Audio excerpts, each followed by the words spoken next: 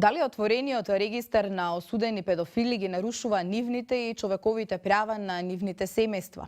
Дали државата вложува максимален напор за да ги заштити децата од насилници? Чија е вината, но и чија е одговорноста за се поголемиот број на злоставувани деца, пред се малолетници, но и мали деца? Жестока дебата меѓу Душко Миновски и Драги Змијанец.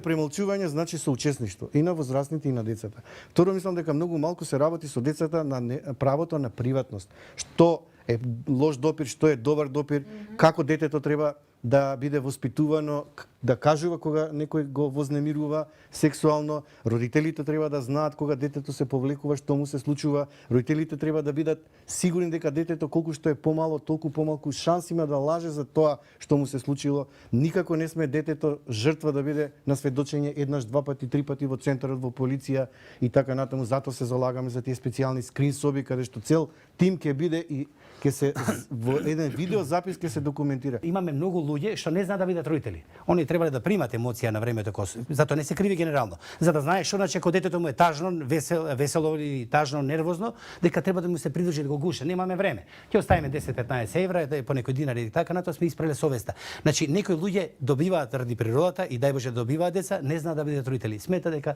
физичкиот интегритет им е заштитен. Има да преспие, има да јаде, има да иде на школа, голема работа. Не правиме. А камоли на што вика Змијанец да направиме муаве дека али подучени како тоа треба се направи.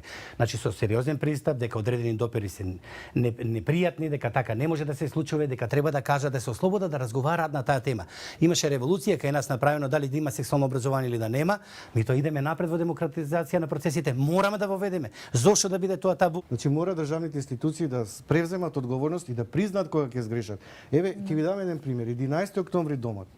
Во рок од 6 месеци Јове Костадиновски грабнува две деца од таа институција. Едно го силува 21 ден, никој не знаеше каде е. За никој не одговара во таа институција. После тоа едно дете го сгази, никој не одговара. Атанаско побегна, Викторија побегна. Значи без барање на одговорност некој таму, тој е старател институција, тој е као родител, исто. И во таква констелација кога нема одговорност кај Џановиќ, нема кај 11 октомври, нема кај Сашо, поранешниот воен ветеран, нема кај тој од Велес, нема кај овој, нема кај оној. Исклучока станува правило. Почнува системот веќе да станува проблематичен од аспект на мобилност и динамичност. Јас знам дека Центарот за социјална работа има многу ингеренции, но нема ресурси доволно, нема капацитет и не се доволно на терен. Мора да нудиме широк опсег да речеме на квалитативни мерки за поддржување на системот, на семејниот систем, што е најдобро во природната средина.